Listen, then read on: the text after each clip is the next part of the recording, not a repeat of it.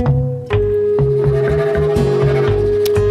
right, 20 minutes before 11 o'clock. I was hanging on there waiting for Congressman Rich Nugent to call in. He has not called in, so you're listening to a live broadcast, but it's just Robin and me here, and your phone calls are welcome. I kind of wanted to say a little bit more on this whole Iraq story this morning, but from a slightly different angle, and it's the angle that Christians are constantly being mentioned as a target in many of these stories, and I would imagine that many Jewish people are also being singled out. Let me just read you one of these stories, and your phone calls are welcome and invited. The number is the WOCA Climate Control Source Hotline, 622-9622. I'm looking for the earlier story first. There was an earlier story. I can't remember how many. Was it 48? 48 people were killed in that attack. Yeah. And the 48 people were all given a religious test, and if they failed the test, then they were exterminated. They were killed. Yeah. Oh gosh, I don't have the story right here. But you heard the story this morning, I'm sure. In other words, if they couldn't prove that they were Muslim, then they were done. Mm-hmm. They were out of here. And if they didn't speak Somali, was that the language they were looking for? Then they were also just killed. Yeah. And then there was another story that was published at 8:40 this morning. So just 2 hours ago. 2 hours ago. Gosh. And basically it says, over the past decade, Iraqi Christians have fled repeatedly to this ancient mountainside village, seeking refuge from violence, then returning home when the danger eased. Now they are doing it again as Islamic militants rampage across northern Iraq, but this time few say they ever want to go back to their homes. The flight is a new blow to Iraq's dwindling Christian community, which is almost as old as the religion itself, but which has already been devastated since the 2003 invasion led by the U.S. During the past 11 years, at least half of the country's Christian population has fled to the country, according to some estimates, to escape frequent attacks by Sunni Muslim militants, targeting them and their churches for their religion. Mm-hmm. Now, many of those who held out and remained may be giving up completely after fighters belonging to the Islamic State of Iraq and the Levant swept over the city of Mosul and a broad swath of the country the past week. So this is just another part of this, but it's a huge part of this because it is one of the reasons they don't like us. Mm-hmm. One of the reasons they don't like us is because we embrace everybody. We have the diversity. Mm-hmm. We embrace diversity. We have it is one of the problems with singling out the Muslim religion as the problem, and I'm not denying that is the problem, but it's not a problem with Muslims here. I've said this from the very beginning, that when I see the little Muslim children, I don't see them anymore. I guess they've outgrown the school, but they would get off the school bus and they've got their heads covered, the young girls do. Yeah. And you know that they probably are Muslim, and they're not hurting anybody. You know, they contribute. Their brothers were in the service, the one family I knew. Mm-hmm. So the brothers were serving in the U.S. military, and yet they were being singled out by anybody who was not listening to the real truth about who was responsible for the September 11th attacks of 2001. Mm-hmm. But that doesn't take away from the fact that you do have people killing because of religious reasons. Yeah. Anyway, so let's go to the phone and hear what you have to say about it. Good morning. Thank you for waiting. You're on the air. Hey, how are y'all doing this morning? Good. How are you? You know, I think Christians is being persecuted all around the world, regardless of whether they're in Iraq or here in the United States, because you know, it's so much evil in the world now, and Christians is just targeted And I was, just thinking about all the money that we spend in Iraq to train the soldiers, and you seen what happened on the news. They took off their uniforms, throw their weapons down, and it's like, how long, we will have to police the world when we tell people, well, we're going to hand y'all country back over to y'all, and then, this is what we get. So I just don't understand that. When you say Christians are being attacked in our country as well, the first thought that comes to mind is not in the same way as some of these other countries, but you're not wrong. Remember in the school shooting, Columbine, or maybe it wasn't Columbine, but there was a school shooting. Do you remember? And there was a girl who died. Yeah. Because the witnesses said, the shooter said, "Are you Christian?" "Yes." "Well, will you renounce your Christian faith?" And she said, "No." And they shot her and killed her. Do you remember that? Yeah, I do remember that. Yeah. So what was going on in their heads? Where did they get that notion from? Not to mention the fact that in another way, Christians are being attacked, not maybe with a gun, but with words. Whereas you're not even allowed to say the name Jesus Christ. You can say almost anything else. Yeah. Isn't it crazy? That is crazy. Can't pray in school. Yes. Yeah. But that's what they want, that's what, even in the Bible, that's what the devil wants, want you to deny Jesus Christ as your Lord and Savior, for you to actually take down, and being a Christian myself, I take a stand, if it comes to the point that if I have to denounce Christ, have a choice, are you taking me out? You taking me out, because I ain't going to denounce the God I serve.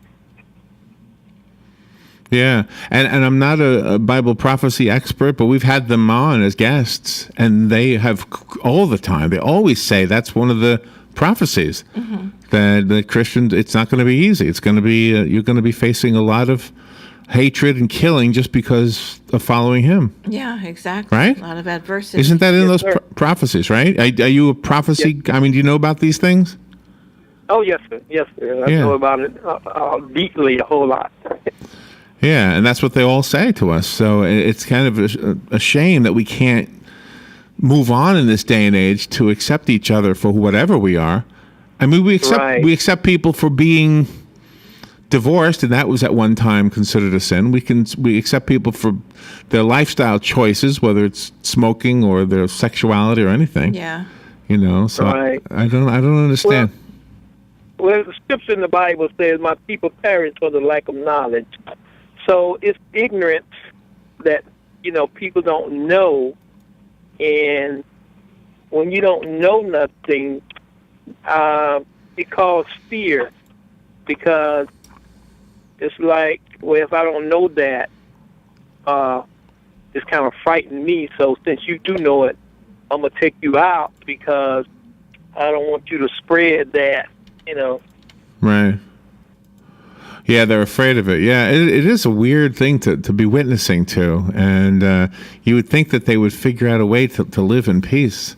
Oh, here's the story. 48 killed in Kenya. That's where it was.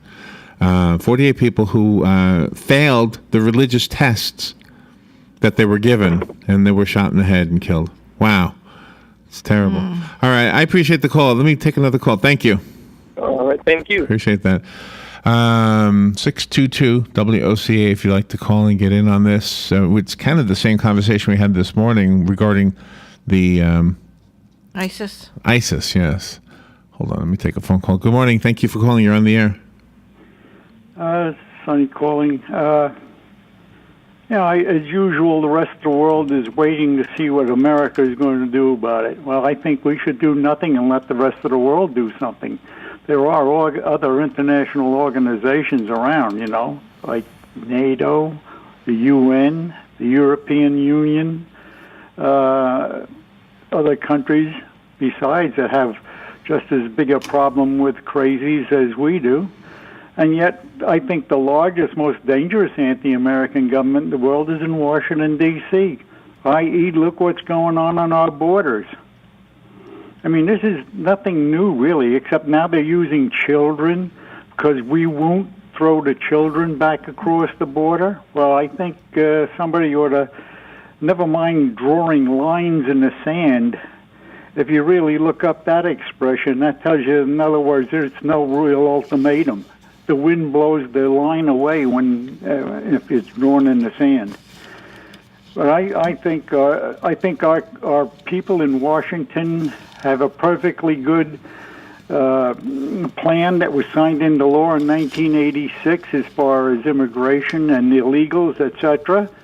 And again, our Congress, our present and past, are ignoring the laws that we have and exposing our country to all kinds of future threats because of non-enforcement of the law, not honoring their oaths to office, and putting themselves ahead of the people that elected them to represent them. Thanks a lot, guys. Thank you, Sonny. So there's a couple of abbreviations being used in the news. Okay. Let me make sure I have it right. The Islamic State of Iraq and Syria is being called ISIS, ISIS, just so you know what that is. And Iraq itself is called, is it the ISI? ISIL. The ISIL. Okay. Let me make sure I have this right. The Islamic State of Iraq and the Levant, Levant. That's the ISIL. The prospect of cooperation between the United States and Iran shows how dramatically the ISIL, which is the Islamic State of Iraq and the Levant, shows how dramatically the ISIL advance has redrawn the map of the Middle East in a matter of days. Oh, my gosh. Rouhani has presided over a gradual thaw with the West, including secret talks with Washington that led to a breakthrough preliminary deal last year to ease sanctions in return for curbs on Iran's nuclear program. Wow. Gosh. Wow. We're going to play with This the is devil deep. to kill the other devil and allow one devil to have nuclear weapons. Yeah. But open cooperation against a mutual threat would be unprecedented. Iraq is the only country closely allied to both the United States and Iran. But tentative past efforts by Tehran and Washington to cooperate there were fruitless.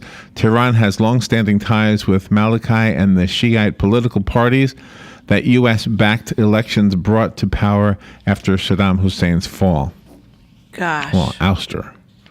Yeah. Iran blames the United States and its Gulf Arab allies for stoking Sunni militancy in the region by backing the uprising against its ally Bashar al-Assad in Syria, where ISIL, and once again, these, I have a hard time keeping up with these abbreviations. But you know it means Iraq and the Levant. Yeah. Has emerged as one of the dominant Sunni rebel group in the 3-year civil war. Yep. So when we left Iraq and we thought we left their military capable of defending themselves, obviously we were wrong. Yeah. They're not able to. I mean, these hoodlums, these renegades, they're able to actually take over. And it seems relatively easily. I mean, this horrible picture of the soldiers, the Iraqi soldiers, laying on the ground waiting to be executed. I mean, unless we're being manipulated by this, I don't know. I wish somebody would be. See, this is the other thing. You can only really respond to the news that you get. Yeah. There's no way you can really know if you're being shown something so that you do react. Because as Lenny said earlier, for those who don't know Lenny, he's been calling the show for years, but he said, I don't want another drop of American blood shed over there. Yeah. We've done our part. Exactly. And I think I feel the same exact way. I think I feel the same way. Let's protect our borders. That's Sonny's message. Exactly. Protect our borders. Get our military strengthened up. I don't like the idea that we weakened it by cutting things in our military, but get our defenses up. Keep developing technology that nobody needs to know about. Yeah. Right? I don't care. I don't need to know. Whatever drones, whatever kind of technology is being developed, good. Let them develop whatever they can. Yeah, exactly. Just protect us. That's your job. And, I don't know. I just don't like the idea. We've lost enough people over there. Well, we have. And when we were withdrawing the troops and everything, we were training their troops to take care of themselves, and it seems like they don't want to take care of themselves. Do you remember, they want somebody to take care of them for them. Do you remember on D-Day we were having these discussions about things that a lot of people didn't know, and I was one of them. I did not know that there was a thought of teaming up with the soldiers of the defeated Germany, those what we called Nazis, and recruiting them to help us fight the Russians. Yeah, I did not know that. And America was like, no, we're worn out. We don't want to do it anymore. And so that never took place. Well, that's kind of the same thing here. Let's team up with the former enemy. Yeah. And defeat somebody else. And that's really scary because the former enemy might be the one that's going to stab us in the back when they get a foothold in. And another piece of evidence that maybe they are trying to wag the dog, so to speak, there's at least two stories that indicate New York being a target, New York and Washington, D.C. There's this story from Illinois Republican Representative Adam Kinzinger, in which he says ISIS makes Al-Qaeda look like a bunch of kitty cats. ISIS, again, the Islamic State of Iraq and Syria, makes them look like a bunch of kitty cats. Then there was this other story here. John McCain says ISIS will attack America. He says, if we don't do anything, then you will see the Iranians come in, and they are already in. He said this on Fox, I guess, on Saturday. You will see them in greater numbers if Malachi feels he cannot get help from the UN or other allies. McCain was referring to the Iraqi Prime Minister Nouri al-Maliki, the Sunni militants, and the Islamic State of Iraq and Syria, capturing large swaths of territory, including heading down toward Baghdad, which now we have sent Marines, U.S. Marines, into Baghdad to try to prevent that from happening. Right, exactly. But then again, it's weakening us. I mean, they can just, forget about their country, let it be besieged. I sure hope that they provide our Marines that were sent in there with every possible tool that we have. Yeah. I sure hope that those Marines have everything that is needed. I can't remember how many Marines they said were sent over there. 500 and some? I don't know. You said on that ship that's going to land, that was supposed to land today. Yeah, but let me see if you can just cover for me, Rob, while I look this up real quickly. Okay. But this is just such a scary, scary thing because the defenses here in the U.S. are weakened, yet we're stretching them out to go over there to help.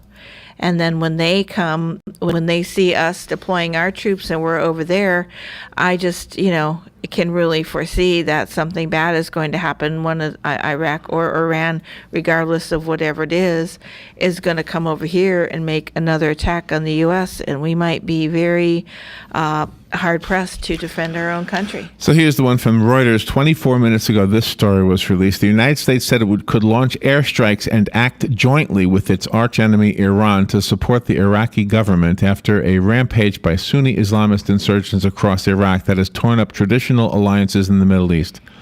Militants from the Islamic State of Iraq and the Levant have routed Baghdad's army and seized the north of the country in the past week, threatening to dismember Iraq and unleash all-out sectarian warfare with no regard for national borders. Joint action between the United States and Iran to help prop up the government of their mutual ally would be unprecedented since Iran's 1979 revolution, demonstrating the urgency of the alarm raised by the lightning insurgent advance. Yeah, urgency. That's the key operative word here. U.S. Secretary of State John Kerry called the advance an existential threat for Iraq.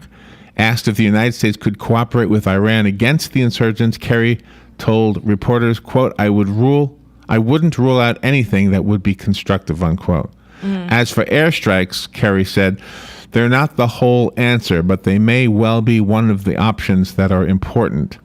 When you have people murdering, assassinating in these mass massacres, you have to stop it, and you do what you need to do to try to stop it from the air or otherwise.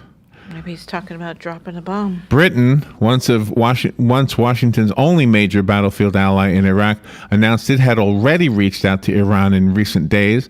A U.S. official said meetings with Iran could come this week on the sidelines of separate international nuclear talks. Oh, gosh. That's pretty scary stuff. That's very scary. It's very talk. Talking doesn't work anymore. ISIL, this is the enemy. I can't remember what it stands for. Seeks a caliphate ruled on medieval Sunni Muslim precepts in Iraq and Syria. The Islamic State of Iraq of Levant. Well, anyway, we'll be following this one. We're just up against the clock. All right, and I don't know where Congressman Nugent probably working on this right now. Thank you. Fox News Radio, I'm Pat O'Neill. A key city in Iraq, Tal Afar, now in the hands of Sunni militants who have killed hundreds of Shiites in other areas they've captured. Secretary of State John Kerry says the U.S. is willing to talk to Iran about Iraq and the drone airstrikes are a possibility. They're not the whole answer, but they may well be one of the options that are important to be able to stem the tide and stop the movement. Kerry, courtesy of Yahoo News. The Pentagon to explore why Sergeant Bo Bergdahl left his base in Afghanistan before his 5 years in captivity. The Army says the investigation will start this week, but it's not clear when Bergdahl will undergo formal questioning. Military officials